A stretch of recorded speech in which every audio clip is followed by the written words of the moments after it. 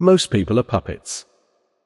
Pull the right string, an insult, a public challenge, a moment of crisis, and they move. They react instantly, loudly, completely. They surrender their internal world to whoever pulled first. And here is the thing about puppets. They don't know they are puppets. They call it passion.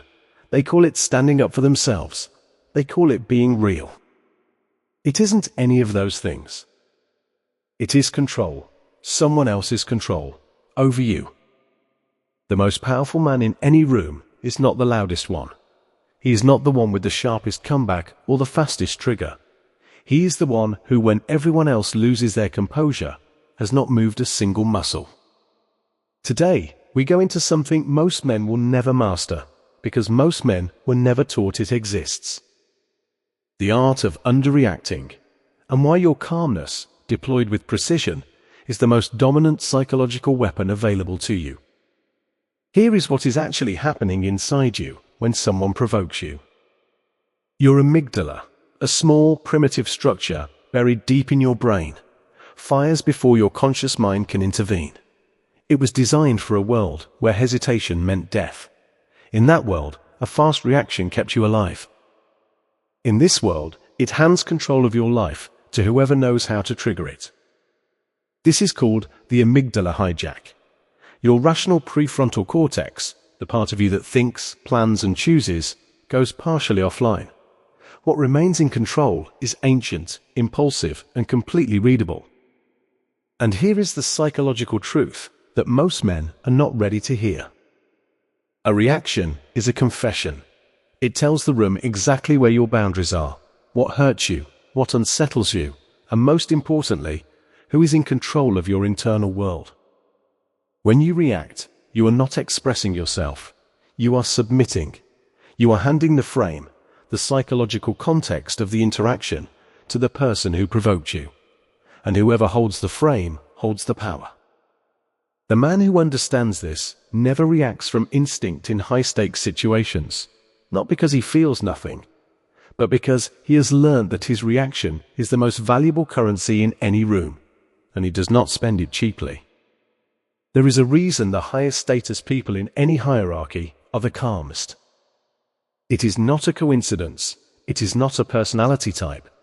It is a survival signal so ancient that every human brain on Earth is wired to read it. In every dominance hierarchy, primate, corporate, social, the organism at the top reacts the least. It does not need to. The environment responds to it. It does not respond to the environment. When you overreact, your nervous system is broadcasting a message to everyone in proximity. This situation is bigger than me. I am not in control. I need to do something right now, or I will lose. When you underreact, your nervous system broadcasts the opposite. I have seen bigger. I am not moved. I am watching, not being affected. That signal, calm in chaos, does something to the people around you that no speech or argument can replicate. It creates a question in their minds, an unresolved loop. Who is this person that this doesn't touch? The moment someone cannot predict your reaction, they begin to study you. And the moment they begin to study you, you have already won the room. This is not performance. Performed calm is visible and fragile. It cracks under sustained pressure.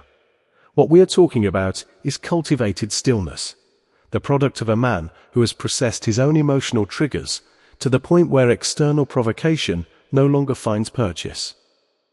That takes work, but the return is this. You become psychologically unreadable, and unreadable men command rooms silently. Now, here is the operational intelligence, the mechanics of underreacting in real interactions. 3 rules, each one a deliberate psychological move, each one invisible to anyone who doesn't know what they're watching. Rule 1. The 3-second vacuum. When provoked, when someone challenges you, insults you, or attempts to destabilize you, do nothing for 3 full seconds. Not 2, 3. This is more difficult than it sounds because the amygdala wants to fill silence. It reads silence as danger. But here is what those 3 seconds do to the person who provoked you. They are now sitting inside the silence they created. They expected a reaction. The reaction did not come. Their own nervous system begins to fill the void. They speak again, or they fidget, or they explain themselves, or they soften. In doing so, they reveal more about their internal state than any interrogation could extract. Silence is not the absence of power. It is power's most concentrated form. Rule 2. Minimalist body language. High-status individuals do not fidget. They do not shift weight, touch their face, or scan the room when challenged. Every unnecessary movement is a microsignal of internal disturbance. It tells the room that something is happening inside you that you cannot contain. Slow, deliberate movement signals that you are operating from a place of complete internal security. You are not rattled. You have time. You are choosing every gesture, not producing them involuntarily. This is why the most powerful people in high-pressure rooms look almost unnaturally still. It is not ease. It is mastery of the signal they are sending. Rule 3. The unshakable gaze. Maintain neutral, steady eye contact. Not aggressive, not warm, neutral. The unshakable gaze communicates one thing with devastating efficiency. I am observing you. You are not affecting me. I am the observer in this interaction, not the subject. This single behavioral shift reorganizes the psychological hierarchy of any room faster than anything you could say. The person holding steady, neutral gaze while the other person reacts is always perceived as the higher status individual, not by choice, by programming. Every nervous system in the room reads it the same way.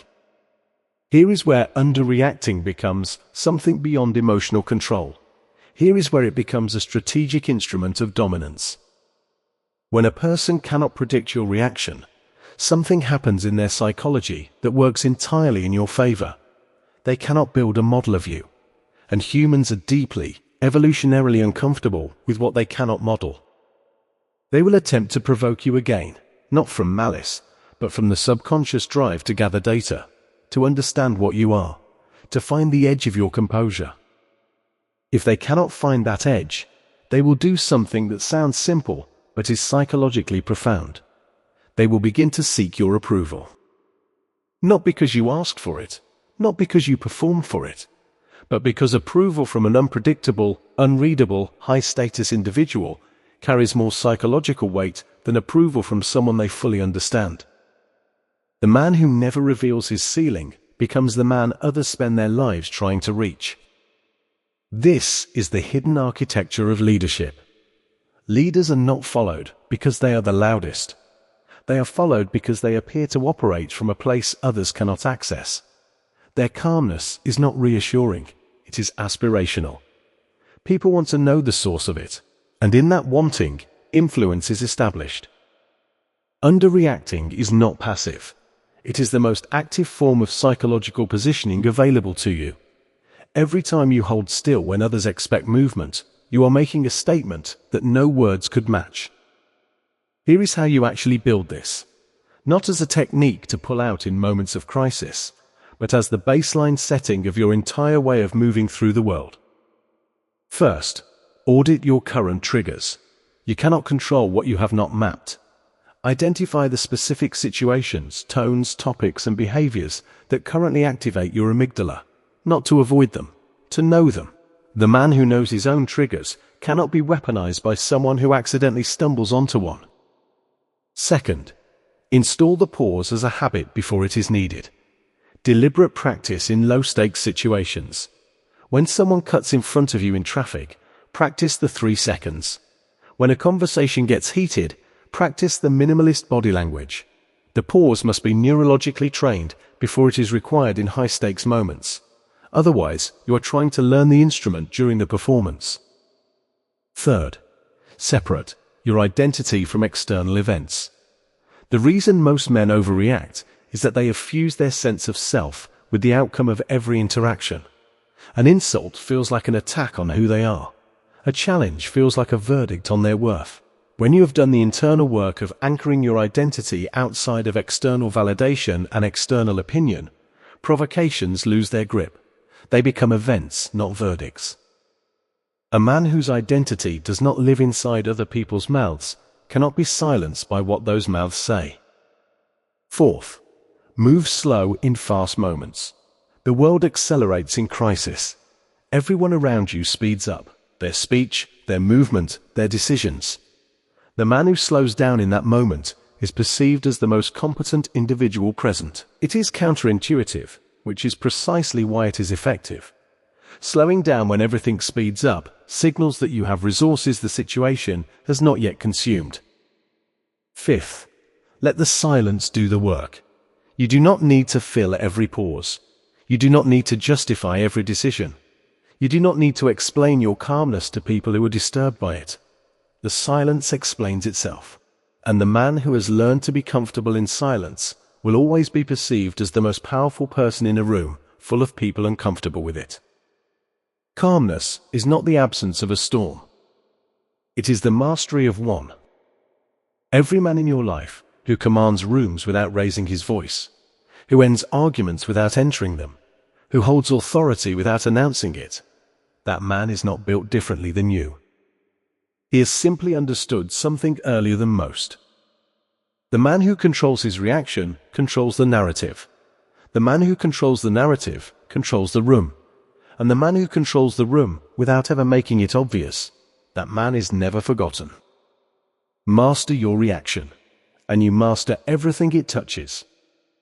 Your reaction is the most valuable thing in the room. The most powerful men spend it last, spend it least, and spend it only when it counts.